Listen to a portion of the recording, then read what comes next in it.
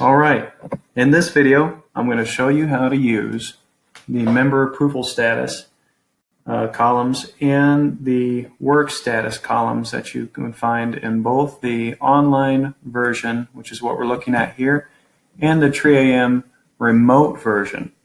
Let's start with the remote. I think the remote is generally the preferred version of the program for doing this kind of work. First thing I'm going to do is sort out one of the maps that I recently issued to the tree crews. I'm going to start by typing in the filter row here. Map 77 was the map that was issued. I'm going to use the blue filter button to show me only the trees on map 77 that I want to look at. We'll start out by running to the far side, and I'm also going to filter by the work done status. So all trees that are pending are the trees that I'm interested in. And pending means that it has been planned but not issued. So each one of these trees, I have two options. I can either click on the button itself, click on the point, scroll down until I get to work done status, and I can change that right there. Now, once it's been issued to a crew, we change it from pending to partial. Once the crew has completed the work, but it has not been audited, we change that to completed.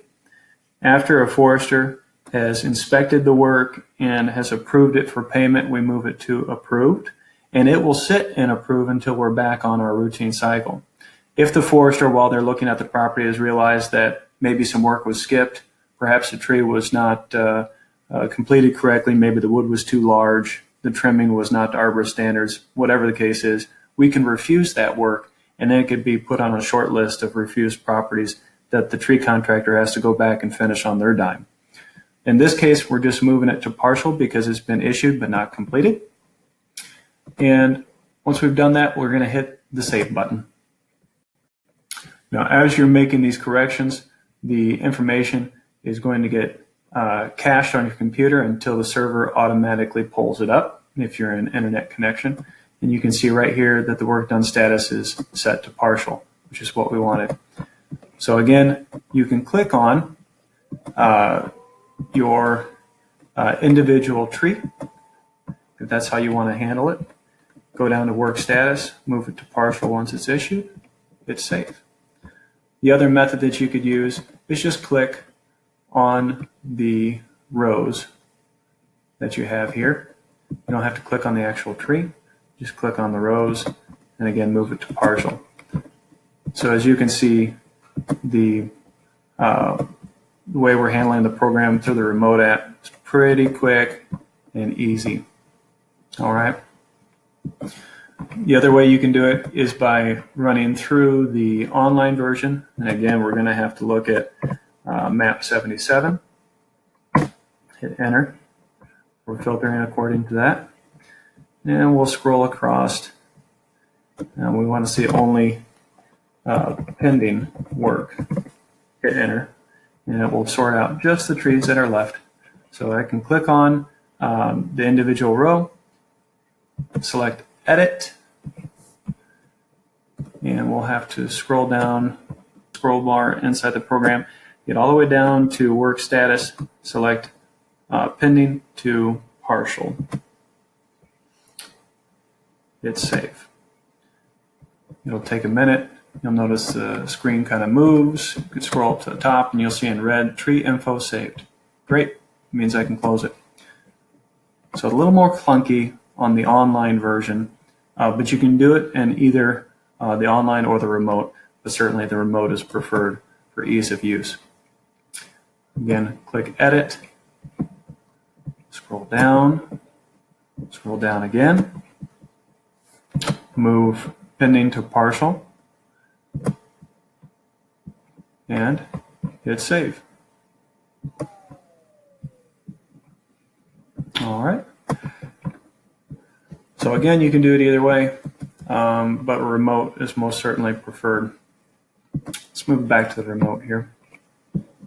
I'm going to refresh it since we just did some work on the online version. Now, anytime you refresh, always hit your Add Edit Inventory. Do not hit Download ATL once your ATL is on the program. So, according to this, we have only one property remaining on map 77 that is pending.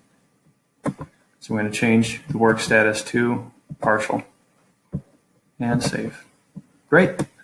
So as far as we can tell, everything on map 77 has been changed from pending, and it should show up as partial. You can type in partial for the search, filter by it, zoom out. Let's see how many trees we have. It says 9 features located. Yep, that's all the trees we needed. So that's great. Now, one thing is you'll notice for every property, they have a different history to them. So in this case, this property was forester approved. Let me run you through real quick what the different member approvals are. And this is basically a way of indicating how have we been communicating with property owners, with the membership. We have several options. It starts as blank when you create a new tree location. You have signature. Signature is going to be a rare selection.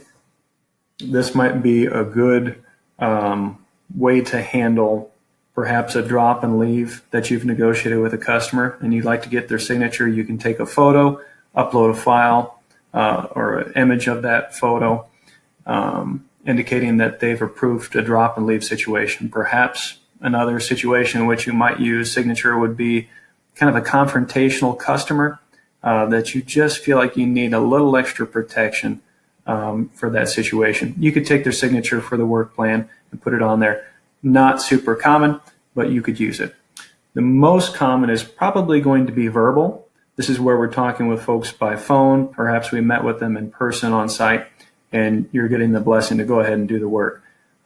Next one, which again is not so common, a little more applicable to perhaps a tree on the edge of a field. Maybe it's a right-of-way tree in particular. Could be a dead tree that no one necessarily is going to take ownership of, and we just need to make it safe for the power lines. You might select forester approved. I use this in particular for a lot of dead right-of-way ash trees or elm trees that could hit the line, and my impression is that nobody's really taking responsibility for the trees, so I'm going to approve that work for the safety of the power lines. Next would be door hanger only.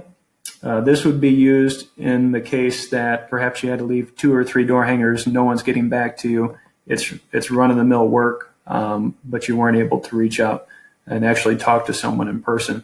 You could select door hanger only. If you just left one door hanger for a very simple side trim, it's not difficult work, or perhaps it was a little bit of brush in a yard that it's just routine maintenance, we're going to clear it out. You can select door hanger only and then indicate the date that you left that door hanger on your first or final contact dates up here. The last one is pending. This would be a case in which perhaps you want to pursue some tree removals on a property. It's your first door hanger that you've left, and before you mark anything, you want to reach back to these folks. Pending is a good one to select if you're going to have to follow up on this property in any way. That way you can sort your records for just the pending work at the start of your day to know which loops you need to close up.